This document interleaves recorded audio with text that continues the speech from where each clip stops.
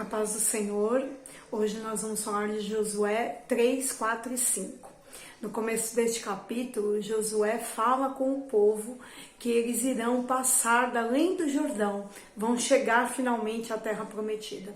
Josué orienta eles que se acheguem perto ali do Jordão, porque ali ele passaria instruções a este povo. E ele fala que a arca do Senhor vai à frente e que eles deverão ficar a uma distância de 2 côvados. Em outra Bíblia que eu tenho, fala que é a distância de 1 quilômetro. E ele explica que eles precisam ficar nessa distância para que eles possam ver a arca onde ela estiver, porque ela seguirá um caminho que eles não conhecem, porque eles nunca foram para a terra prometida. Aquela grande multidão não havia conhecido a terra prometida, então esse caminho eles não conheciam. Então eles veriam de longe a arca e seguiriam a ela, porque a arca era a presença. A arca é o que faria com que eles realmente chegassem ali e fossem bem-sucedidos. A Bíblia fala que todos os povos que estariam ali no caminho, as 7 grandes nações que o Senhor já havia dito no outro capítulo, todos eles desanimariam de ver o povo de Israel, porque eles sabiam que aquela terra era dada ao Senhor, era dada pelo Senhor a Israel. Então eles sabiam que eles não tinham como lutar contra esse Deus. Então Josué orienta eles.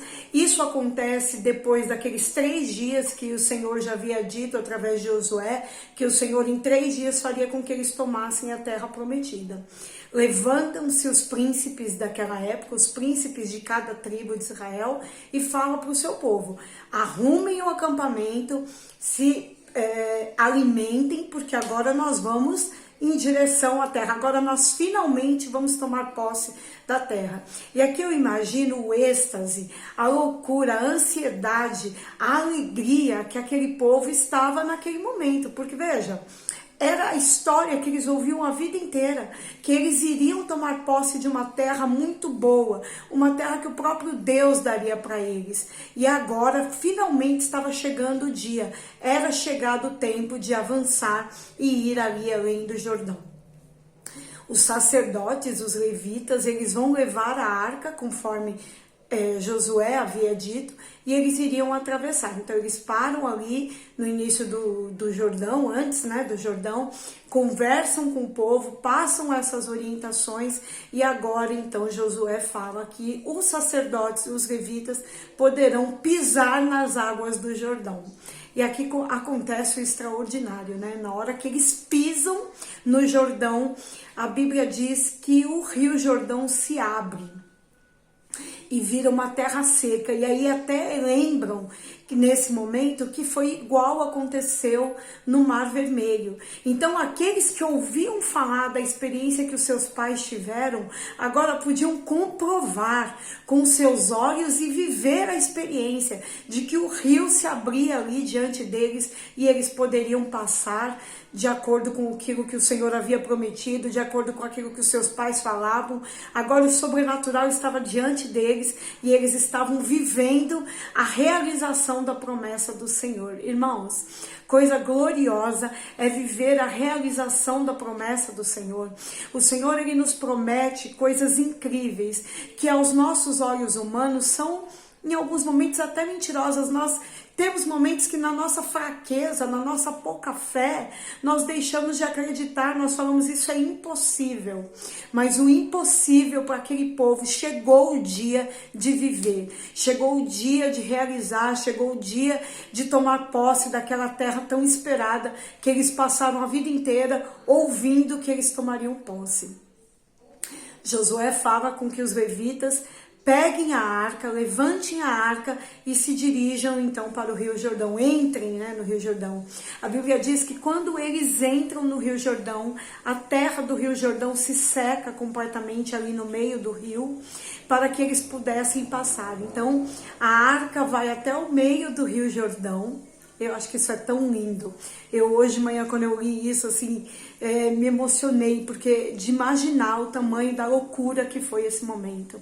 A Bíblia diz que o começo do Rio Jordão, as águas amontoaram-se.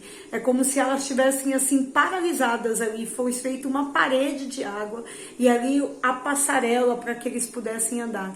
Ali estava andando a arca e então Josué orienta o povo que eles caminhem até passar todo aquele caminho, toda aquela passarela do Rio Jordão que foi aberta para eles. A arca está no meio lá da passarela, vamos colocar assim, e todo o povo vai passar adiante da arca para que eles possam seguir o caminho até chegar a Jericó, até chegar do outro lado do Rio Jordão. Então, os homens, os sacerdotes, eles ficam ali no meio dessa passarela, vou colocar dessa forma, para que o povo então possa passar. E então, quando eles passam todos, né, Josué fala para cada um representante de uma tribo, pegar ali do meio do Rio Jordão, dali da onde estavam os sacerdotes, uma pedra. Essa pedra é colocada no ombro deles e eles caminham então até chegar lá do outro lado. A Bíblia diz que foram 40 mil homens de guerra que estão indo ali adiante daquele povo também, do povo de Israel, para que eles pudessem chegar lá do outro lado. E que aquelas 7 tribos fortes, eles ficam realmente desmaiados, é essa palavra que a Bíblia usa, porque eles olham e eles acreditam já que não há mais esperança para eles, porque o Senhor fala aqui com o povo de Israel que a todos eles o Senhor vai dar na mão do povo de Israel, que eles vão vencer a todos eles, nenhum prevalecerá contra Israel. E então, após eles pegarem essa pedra dali pertinho da onde estavam os sacerdotes e chegarem do outro lado, aquelas pedras são colocadas ali onde eles estão acampados e são como um memorial. O Senhor diz que estas pedras que são lá do Rio Jordão, do lugar onde deveria ter água, mas não tinha naquele momento, porque o Senhor secou, essas pedras era para que lá na frente, quando os seus filhos, quando os seus netos perguntassem para esse povo de Israel, que pedras são essas? Eles deveriam dizer, eram as pedras do Rio Jordão, que o Senhor permitiu que nós pegássemos, porque o Rio Jordão ficou seco para que nós pudéssemos passar. Tremendo isso, isso é muito edificante. E ali, no meio do Rio Jordão também, o povo de Israel, eles fazem ali um altar também, né? Eles fazem ali como se fosse de fato um altar, no lugar onde as águas depois iriam submergir, e a Bíblia fala que até os dias de hoje, essas pedras estão também lá no meio do Rio Jordão. Então, vamos lá. Se a Bíblia diz que até os dias de hoje, eu acredito que é até os dias de hoje. Então, se alguém fosse, de alguma forma, examinar esse rio, fazer algum tipo de experiência nesse rio, eu ainda acredito que dos dias de hoje poderiam encontrar isso que o Senhor ali edificou como uma lembrança de tudo aquilo que ele fez nesse grande dia, nesse grande e tremendo dia. Então agora eles chegam do outro lado e o Senhor havia dito que para Josué que naquele momento e com que tudo que aconteceria dentro daquela situação, o Senhor começaria a engrandecer o nome de Josué e que as pessoas deveriam e veriam que ele era com o Senhor, que o Senhor era com ele, assim como foi com Moisés. Irmãos, mais uma parada aqui. Imagina o próprio Deus falar para você que a partir de hoje as pessoas enxergarão que eu sou na sua vida. Que coisa incrível, que coisa linda. Esse texto de Josué é inspirador. Mas graças a Deus que a Bíblia deixa claro que o Senhor não tem filhos prediletos. Então o Senhor tem prazer em fazer da sua vida e da minha vida uma vida que seja referência para a geração que nós vivemos. Então ele um dia vai falar: olha, eu a partir de hoje estou engrandecendo o seu nome nessa terra, porque você está me obedecendo, porque era essa a condição. Josué não poderia se desviar nem para a direita, nem para a esquerda, de tudo aquilo que o Senhor estava ensinando a ele. E por o Senhor ensinar a ele, e ele obedecer ao Senhor, ele viveria esta e outras situações incríveis que ainda nós vamos ler aqui nesses próximos capítulos. Mas aqui o Senhor fala poderosamente com ele e ele vive o extraordinário. Tudo que ele ouviu da geração dos seus pais aconteceu através, é claro, da mão do Senhor, né? Que foi o Senhor quem fez, mas usando ele como um canal de bênção para aquele povo. Então, eles passam o Jordão, chegam àquele lugar, o povo que mora lá é devastado, eles então não têm forças para lutar contra o povo de Israel, e o Senhor aqui fala para Josué que eles precisam ser circuncidados, porque era também uma ordenança do Senhor. E o Senhor, ele não manda uma coisa hoje, amanhã ele esquece que ele mandou. Não, ele tinha ali com o povo de Israel um compromisso que todos eles seriam circuncidados. Ele pede para Josué fazer facas de pedras. E ele faz ali a circuncisão com todos os homens de Israel que eles não tinham passado por isso. Porque a ordem foi dada pelo Senhor quando eles ainda estavam lá no Egito. Mas, durante todo o caminho até a Terra Prometida, eles não viveram isso, eles não passaram por isso. Mas o Senhor pede para que seja feito, e o Senhor é tão incrivelmente bom, que apesar da ordenança, apesar de serem já homens, o Senhor, ele espera o tempo deles serem sarados para dar sequência aqui a tudo que eles estavam vivendo. Eles são circuncidados, são sarados, e agora, após isso, o Senhor faz com eles a Páscoa. Eles precisam celebrar. Lá atrás o Senhor já havia dito que sempre celebrassem as situações de vitória que o Senhor deu. Então ali eles falavam então que eles lembrariam, né, da Páscoa, comeriam os pães sem fermento, lembrariam de tudo aquilo. E após estabilizados, né, já assentados no acampamento, o maná que antes era dado pelo Senhor enquanto era necessário, o Senhor nesse momento cessa.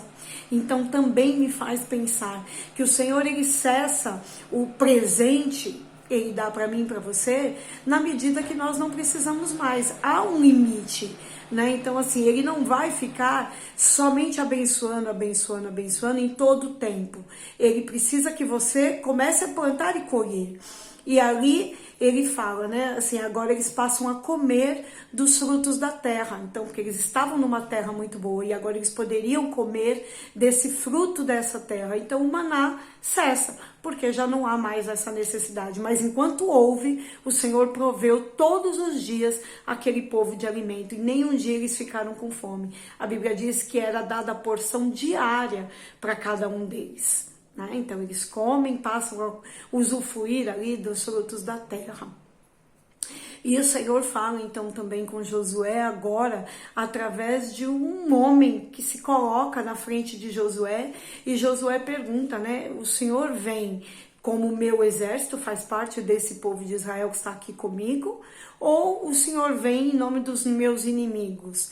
E aí então esse anjo fala para Josué, nem uma coisa nem outra, eu sou o comandante do exército do Senhor. E ali Josué se prostra diante dele e adora, porque ele sabe que é o próprio Deus que está se mostrando ali para ele, né, a forma de um anjo que está se mostrando ali para ele. Que visão gloriosa que Josué teve nesse momento. Irmãos, essas mesmas visões o Senhor tem para nós hoje. A Bíblia diz que após Cristo nós faríamos coisas muito maiores do que o que ele fez. Os dons, eles ainda estão nas igrejas, mas nós paramos de buscar, paramos de clamar, paramos até de crer nesse Deus que faz esses milagres tão incríveis, esse Deus que foi capaz de secar uma terra, para um rio, para que um povo passasse, para uma multidão passar, até mesmo para que eles não tivessem dúvida de que era Deus. O Senhor fez isso no Mar Vermelho, o Senhor fez isso agora com o Rio Jordão, o Senhor deu a comida do dia, o Senhor cessou a comida do dia quando eles já podiam plantar e colher. Enfim, Deus está atento a cada situação que nós estamos vivendo, e Ele está ali provendo cada necessidade nossa, mas Ele espera que eu e você realmente venhamos a nos firmar no seu caminho, guardar as palavras da sua lei, guardar aquilo que ele nos dá como ordenança e servir a ele naquilo que ele tem nos ordenado. Mas para isso nós precisamos ter uma vontade, um compromisso, um desejo de fazer a vontade do Senhor.